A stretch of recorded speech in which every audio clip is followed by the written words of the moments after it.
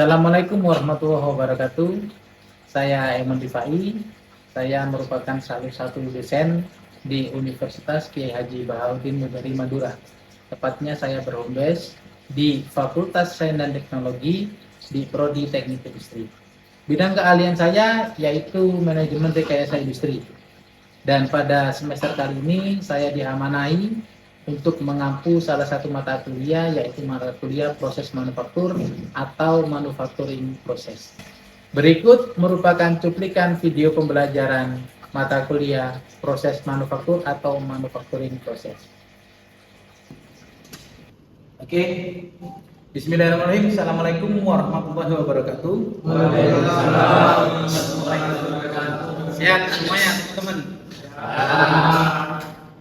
Mas Jai sehat? Penting? Oke, ya.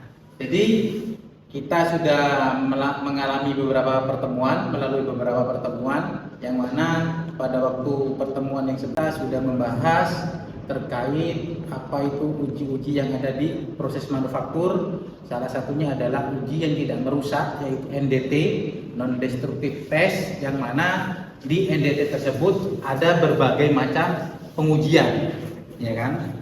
Hari kita sudah bahas NDT dan sebagainya.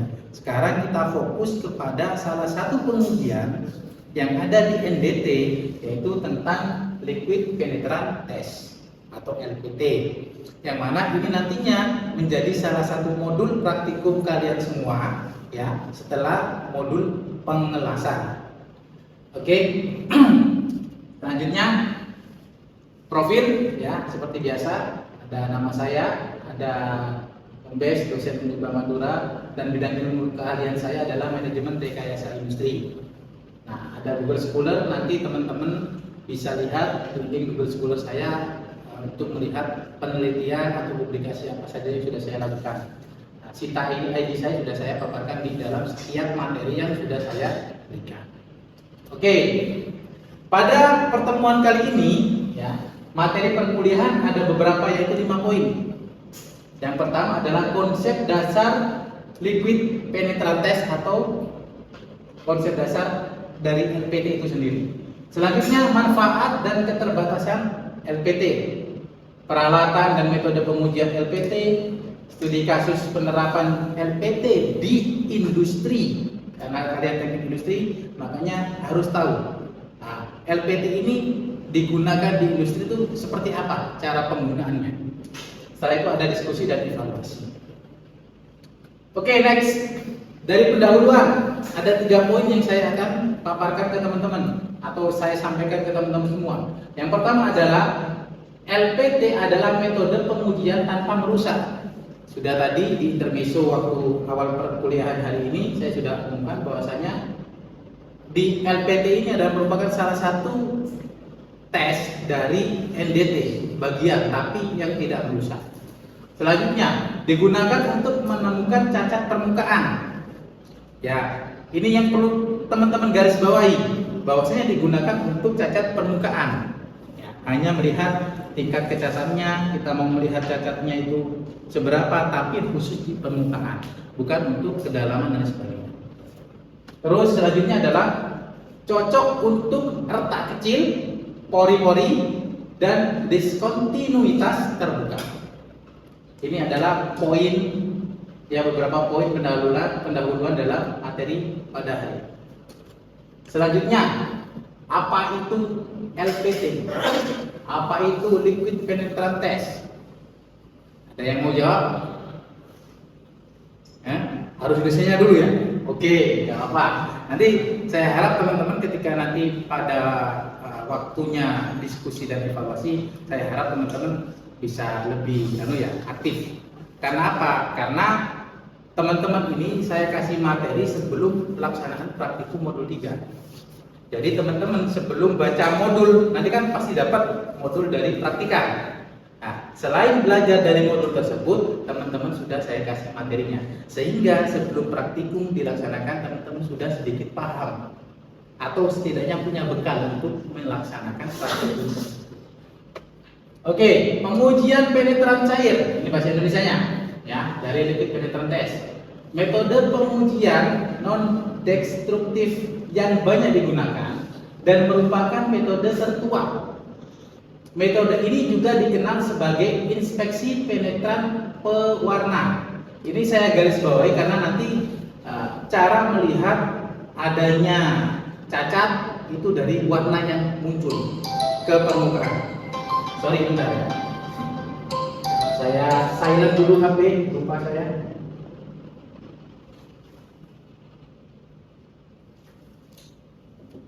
Oke, saya lanjutkan. Nah, pengujian penetran cair memanfaatkan aksi kapiler, yaitu kapasitas cairan untuk mengalir ke dalam retakan atau lubang tanpa bantuan eksternal, dan juga sebagai lawan dari gaya eksternal seperti gravitasi untuk mengidentifikasi segala jenis cacat. Ya. Nah, ini manfaat pengujian penetran cair atau LPT, yang mana metode pemeriksaan permukaan yang relatif cepat, mudah, dan hemat biaya. Ya. Karena di dalam proses LPT ini tidak memerlukan alat yang canggih. Kan ada yang pengujian ultra dan sebagainya, ya, itu pakai alat yang canggih dan itu perlu biaya besar untuk membeli alatnya. Kalau ini enggak, murah meriah, muntah-muntah. Oke. Nah, selanjutnya pengujian ini dapat digunakan dengan berbagai macam bahan. Ada metalik hingga non logam, ya, magnetik hingga non magnetik dan lain sebagainya. Poin ketiga, representasi visual dari cacat ditujukan langsung pada permukaan komponen. Jadi teman-teman bisa melihat secara langsung. Ya. Oke. Proses mudah, masuk akal, ya, mudah dibawa karena menggunakan semprotan aerosol. Jadi nanti kita jelaskan di slide selanjutnya ada beberapa cairan yang memang harus disediakan untuk pengujian LPT ini. Oke, selanjutnya ada keterbatasan pengujian penetran cair atau LPT itu sendiri. Yang pertama adalah permukaan harus bersih. Ini juga yang perlu digarisbawahi juga, yang perlu diingat teman-teman. Kalau permukaannya nggak bersih, otomatis ya rongga-rongga yang ada, cacat-cacat yang ada di bawahnya permukaan itu akan tertutup. Maka liquid atau cairan yang kita semprotkan nanti tidak bisa masuk. Maka dari itu harus dibersihkan. Ya. Terus seperti kotoran, seperti tanah, cat minyak dan sebagainya. Ya. Oleh karena itu, membersihkan komponen sebelum pengujian merupakan bagian penting dari teknik ini. Yang selanjutnya yang kedua, permukaan harus bersih dan halus. Ya, kotoran seperti tanah, minyak, karat, lemak harus dihilangkan sebelum pemeriksaan. Oleh karena itu, membersihkan komponen sebelum pengujian merupakan bagian penting dari teknik ini. Ya. Selanjutnya, ini bahan atau alat yang harus ada dalam proses liquid penetrant test. Yang mana? Yang pertama adalah cleaner. Ini adalah cleaner, Mas. Ini adalah cleaner. Ya. Yang kedua adalah penetran. Ya. Ada penetran dan yang ketiga ada developer. Ada developer. Nah, selain tiga komponen penting ini, jangan lupa ada kain lap, ya, dan kuas untuk membersihkan, karena di sini kan kita yang akan menjadi objek adalah setelah dilaksanakan pengelasan. Jadi hasil dari pengelasan itu nanti yang akan kita uji. Nah, makanya kadang kalau kita ngelas juga ada tekniknya kan. Kita ngelas, elas boleh, kadang nggak cekat atau tidak nempel bahasanya. Nah, biasanya orang kalau ngelas, diketok, dikasak dulu, dilas lagi seperti itu. Supaya apa? Kotoran-kotoran yang dari hasil pengelasan sebelumnya itu sudah hilang, sehingga nempel lagi. Nah, selanjutnya di sini ada lampu UV. Ya, ini nanti juga membantu untuk dalam proses LPT atau liquid penetrant test. Next. Nah, metode pengujian LPT, ya. Langkah-langkah yang pertama adalah pembersihan permukaan seperti yang tadi. kita harus memastikan bahwasanya misalkan ini adalah plat besi, ya plat besi ada dua biasanya, ada dua seret misalkan. Awalnya plat besinya ini ada dua, ya kan? Kita gabungkan jadi satu, ini adalah pengelasannya, ya kan? Digabung, ya kan? Nah, setelah ini terjadi pengelasan, maka yang akan kita uji adalah di sebelah sini, tengah, sambungannya antara plat satu dengan plat yang kedua, ya. Jadi pastikan bahwasanya permukaan ini harus bersih, tanpa ada kotoran dan lain sebagainya. Oke. Yang selanjutnya aplikasi penetran.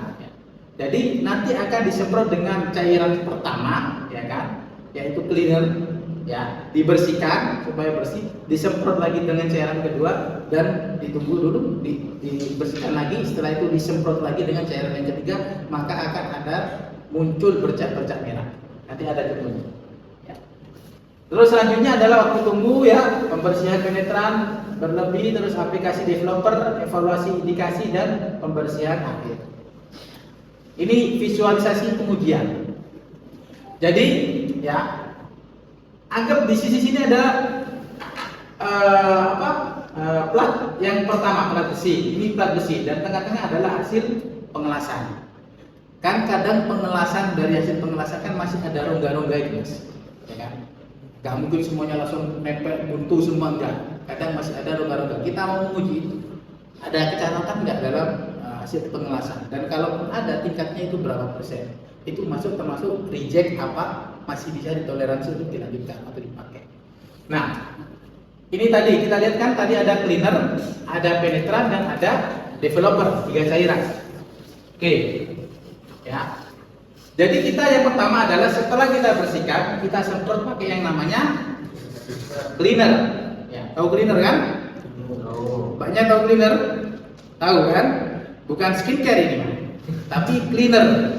Kalau cleaner dipakai skincare bahaya. Oke, ya, cleaner. Nah, setelah kita semprot, kita tunggu sebentar. Setelah itu kita bersihkan. Kita lap lagi, kita bersihkan lagi. Setelah itu yang kedua adalah kita menggunakan cairan penetran yang warna merah. Jadi kita semprotkan. Setelah dibersihkan tadi, disemprot lagi. Ditunggu supaya apa? Supaya liquid atau cairan yang sudah kita semprotkan itu meresap ke rongga-rongga yang ada. Tuh, kalau nggak ada rongga nggak mungkin meresap, tapi kalau ada rongga pasti meresap karena ini adalah liquid atau cair. Ya. Terus selanjutnya kita bersihkan di permukaan. Ya, ini kita bersihkan di permukaan pakai cleaner. Nah, sehingga di permukaan ini bersih. Tapi cairan penetrannya ini pasti masih ada ketika ada rongga yang muncul atau ada di dalam ini. Cairannya pasti masih ada walaupun kita sudah bersihkan di permukaannya, ya kan? Selanjutnya kita diamkan. Setelah itu kita pakai cairan yang terakhir, yaitu cairan developer. Nah, yang warna kuning. Tapi ketika praktek itu warna putih. Ya. Kalau Mas Abdil masih ingat, ya, waktu praktikum. Asisten saya Mas Abdil ini termasuk mahasiswa saya dulu, ya. Jadi sudah pernah melaksanakan praktikum dan sekarang membantu saya untuk beberapa kegiatan yang ada.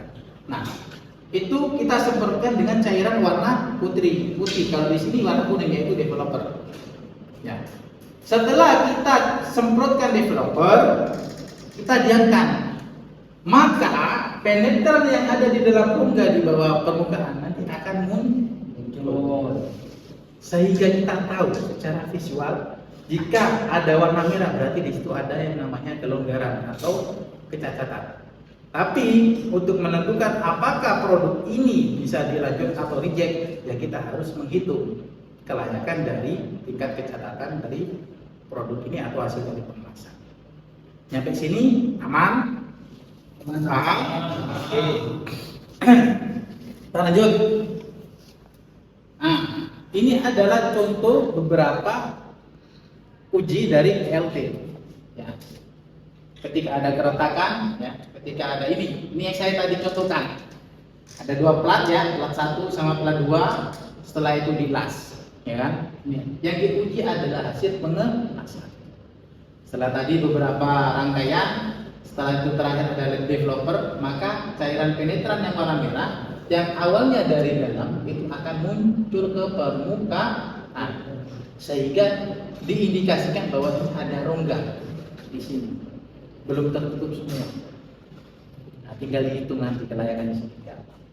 Ya, selanjutnya ini studi kasus yang ada dalam penerapan LPT yang ada di dalam industri. Karena kalian teknik industri, maka harus tahu juga berkenaan dengan pabrik-pabrik yang ada, cara penerapannya LPT di sana itu seperti apa. Salah satu contohnya adalah ini. Ini adalah hasil pengelasan, ya kan? Dari pipa sama ini adalah pegangan atau semacamnya lah. Dan di sini kan pasti terjadi sambungan dengan cara dilas, ya kan?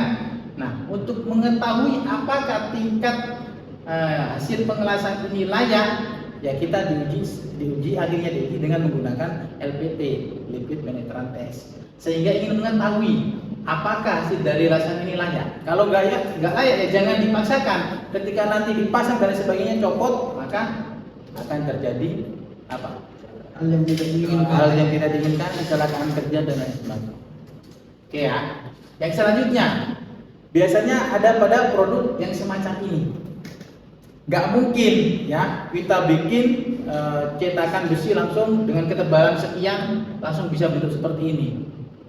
Kecuali kalau kayak drum plastik tuh, jurigen itu masih bisa mas.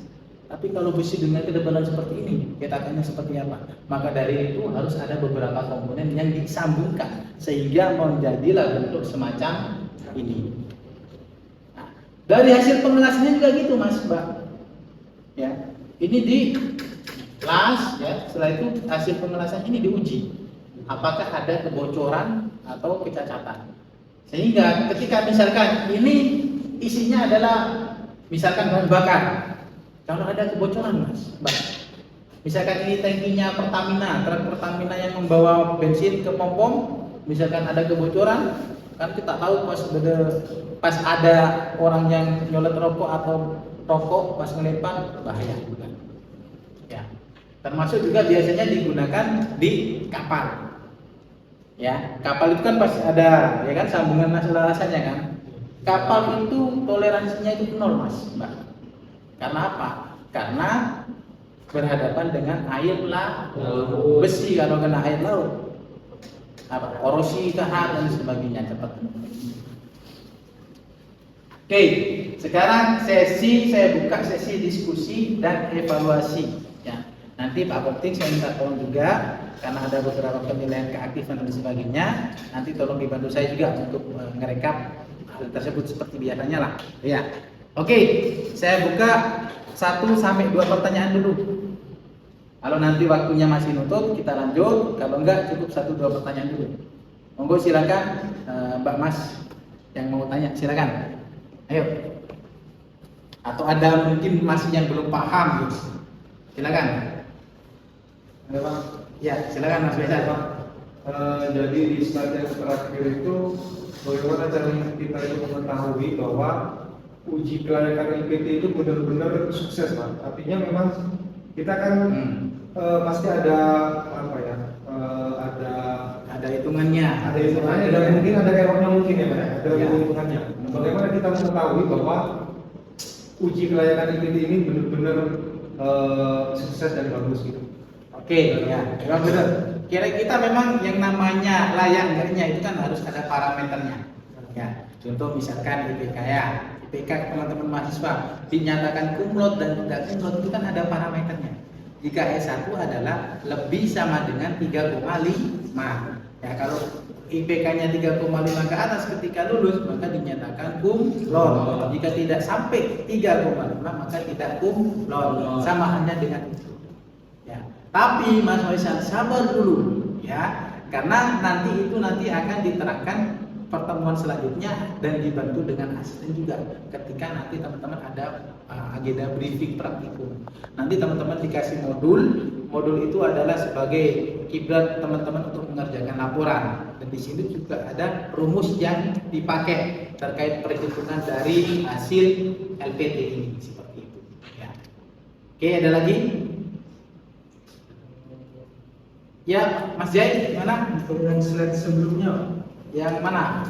Yang ini. Proposit satu sebelumnya. Ini? Sebelumnya lagi. Ini? Nah, itu. Gimana? Terkadang di realitanya Aha. kita kan sering melihat setelah dilas ini tidak dikasih cleaner, penetran dan developer itu. Ini berarti perilaku yang salah dalam penerapannya. Tergantung objeknya, Mas Jai. Jadi kalau cuma objeknya itu misalkan Mas Jai itu bikin jemuran misalkan ya, misalkan buruh jemuran, kan kadang orang itu kan yang penting nempel kan, yang penting nempel kuat sudah selesai tidak diuji. Tapi kalaupun itu nanti jemurannya itu patah, itu kan resikonya kan kecil. Tapi kalau kita alokasikan contohkan dengan hal yang seperti ini, Mas Jai, ini harus dilakukan uji LPT.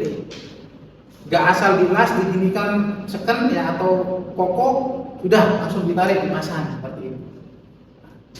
Resikonya besar. Maka daripada resiko itu terjadi, minusnya banyak, entah itu tenaga kerja kecelakaan, biaya dan sebagainya kan, reproduksi dan sebagainya, redesign dan sebagainya, itu memerlukan biaya yang banyak. Maka dari itu mending langsung dipastikan kita pakai uji sebelum ini dinyatakan layak pakai.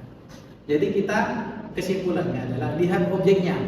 Kadang-kadang orang kelas itu kan, contoh misalkan akan ada knalpotnya bolong misalkan ya, sepedanya teman-teman Mbak Mas knalpotnya bolong ditaruh di bengkel, itu kan dilas kan, yang sekiranya nutup sudah, nggak usah pakai uji ini dan sebagainya kan.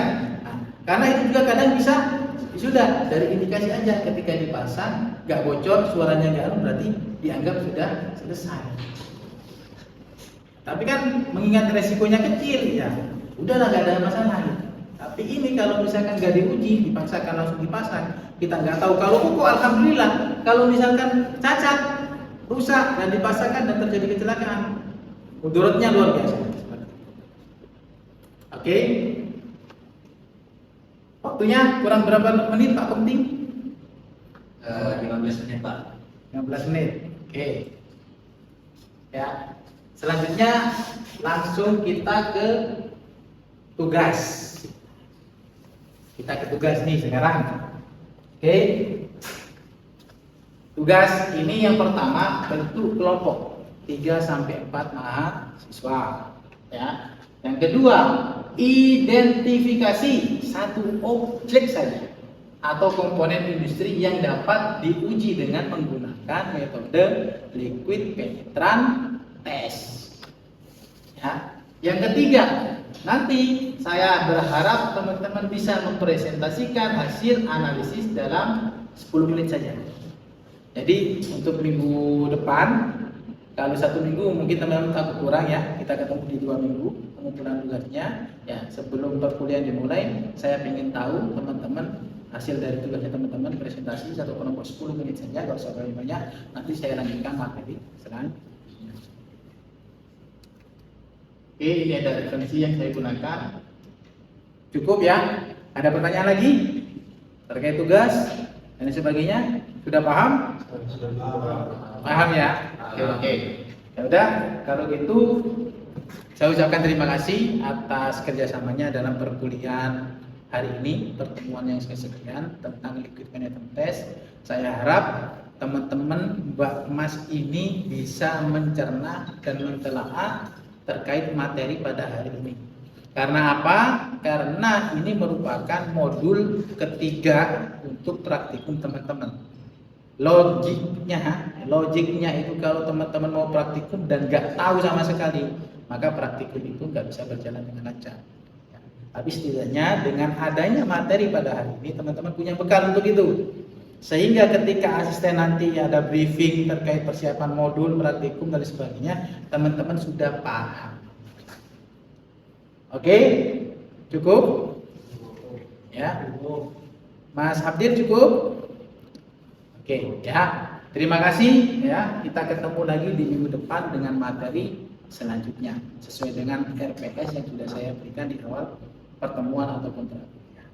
Oke, sekali lagi saya ucapkan terima kasih. Saya akhiri, wassalamualaikum warahmatullahi wabarakatuh. Waalaikumsalam warahmatullahi wabarakatuh.